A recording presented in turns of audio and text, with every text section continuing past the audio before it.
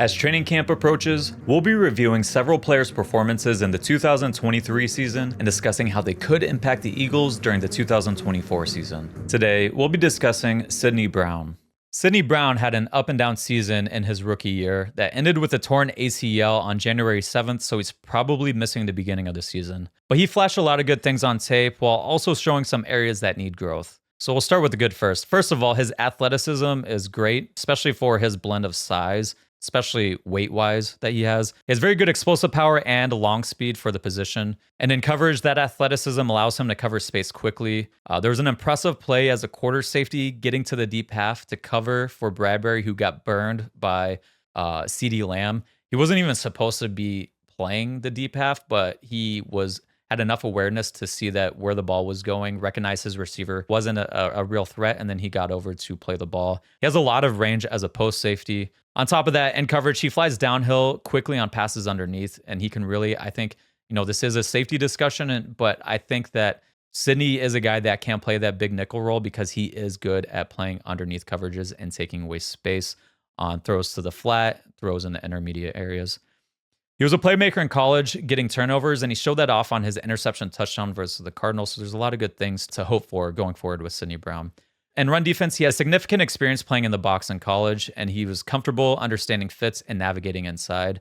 He really strikes and attacks blockers of all sizes. He's strong and aggressive and fearless, and he's a great addition to the run defense as a blitzer. And as a tackler, he really wants to hit and run through you. Now, moving over to some of his weaknesses or some of the bad stuff you put on tape and coverage. Listen, he's still understanding the nuances of coverage. He was primarily a slot, big nickel, box safety in college. So he didn't have a ton of deep safety experience over his time in college.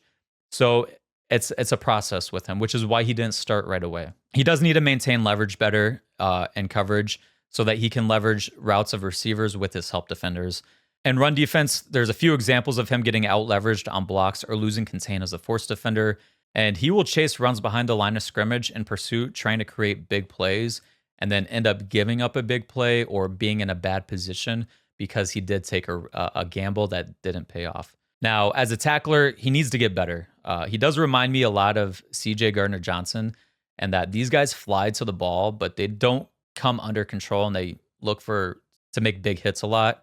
He would have made quite a few big plays if he had just wrapped up some ball carriers.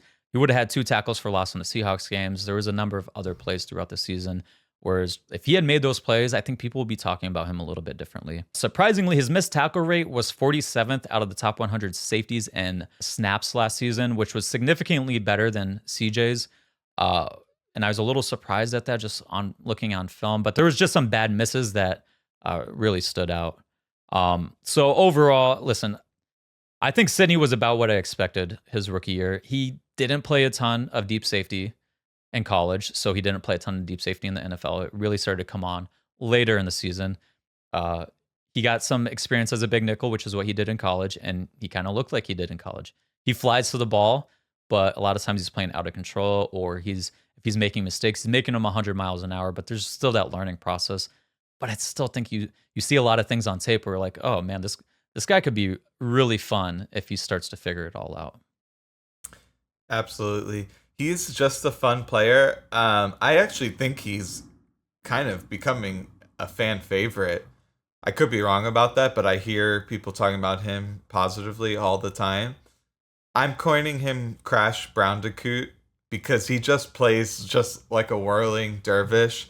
Super fast. In fact, on the interception you mentioned, it may have been clocked as the fastest GPS speed that any player reached the entire season. It blew me away. I didn't even know he had that in him. His top end speed is up there with any player in the NFL. It's insane. And I guess he has that twin brother who's a running back, so it shouldn't surprise you that much. He's very undisciplined, like as you mentioned, overrunning the play, trying to make these big hits. Now, listen, I love big hits. I miss the days where every team had their own enforcer and you would be very scared to run like crossing routes because your receiver might get their head taken off. I also think player safety is great. But he does have that kind of old school mold, And I kind of think of him a little bit like Russell Westbrook in the stuff that makes him good also makes him not good. I wouldn't want to take that away from him completely, being like, okay, Sydney, you have to play the most tame, conservative style of defense possible. That would not be a well suited for his skill set. I think we should preach for him to be aggressive, but you can be aggressive and still not overrun, 25% of the plays that you're trying to make. Like you said, he's in position a lot. Almost, I'm not comparing him at all, but Troy Polamalu would know where the ball was going of a high percentage of the time. And yes, film study is a huge portion of this, but beyond film study, there's that spidey sense, that instinct that certain players have where just seeing the mannerisms and the initial movements of the other players on the offense, they can feel out what the offense is trying to do or where the ball's going. I think Sydney Brown has that ability that is very hard to teach. It's innate and he has it. So to take full advantage of it, come in there with a little bit more caution, and he can make a lot of plays. Especially because, if you ever seen this guy's physique, it's insane. He looks like a Greek god, and giant muscles, no body fat on him, almost borderline looks unnatural. And that said, whether it's a tight end coming over, one of these big running backs, or a Debo type, he can lay the boom on these guys. And that's a unique skill set to have out of a defensive back. And especially now with the hip drop tackle being outlawed,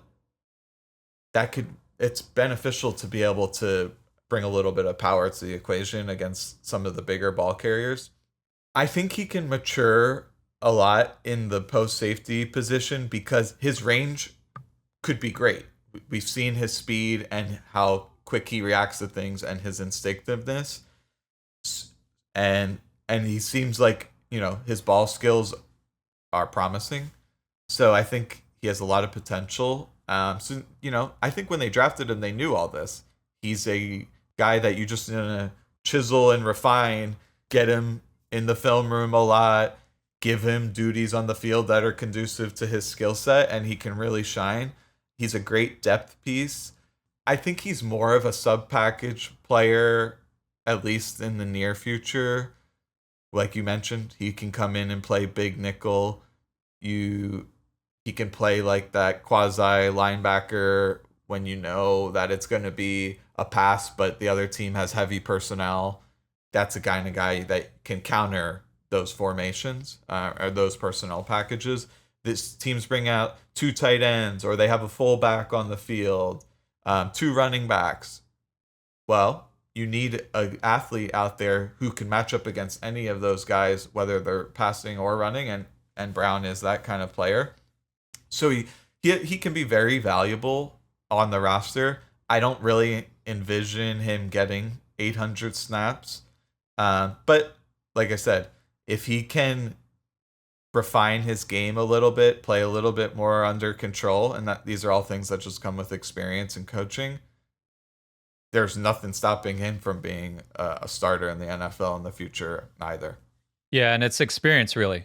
That's what it is. It's a lot of the stuff he needed refinement at is because he didn't do a lot of that stuff, in college. He didn't play deep safety all that often in college, especially compared to how often he should be doing it, or he probably will be doing it in his NFL career. Now, I just hope he doesn't become a forgotten player. I feel like he just has become a little forgotten in this whole offseason landscape because of the ACL injury, because of Chauncey Gardner-Johnson, because of getting DeJean, who a lot of people are kind of just penciling in at safety right away. I don't think it's going to work out like that, but stay tuned to the long pod as we discuss more of that. But I do want to say one thing. Chauncey Gardner-Johnson and Sydney Brown are very similar players. Look at their athletic profile. Look at their body build. I think they're 7/8 of an inch different. I'm looking at the combine numbers. 7/8 of an inch difference in height. I think Brown was 1 pound heavier than him. Their 40s are almost identical. Kind of how they play on the field is very similar in terms of they They fly to the ball, but they will miss tackles. They're very passionate. They're big hitters. Yeah, they have a lot of range if you want to play them as a post safety. They can play in the box. They both have slot experience. Now, CJ had slot experience guarding actual receivers in the NFL. Sidney did that a little bit in the NFL last year. He primarily played a lot more in college. He played a lot more guarding tight ends when they were in the slot or playing in the box. He wasn't really guarding receivers all that often. But the point still remains. They were playing in a lot of very similar situations. Athletic style, body play style, a lot of it's very similar. So when CJ does move on, I think you got a guy ready to fill in that role and do a lot of those things. So in terms of his fit in the Fangio defense, he's really versatile. He can do a lot of things that Fangio wants out of his safeties. I think he's a great fit. It's just about refining some of that stuff. And then let's look at one more thing is his future outlook. I guess we kind of talked about it already. He's tied to the Eagles through 2026. I've already predicted I don't think Chauncey's going to be here in 2026. So I think that's when he really steps into his role. But there's a chance where if DeJean does slide into safety next year or the year after that, and if Reed's around, I don't know. I don't know where he might end up having to be like a big nickel sub-package player for a good amount of time. He might not see the field consistently going forward. So we'll have to see how it plays out. There's a lot of players that can play a lot of similar positions on this defense, especially in the secondary. So it's something we'll have to pay attention to. But stay tuned for the full pod as we discuss more of that in detail.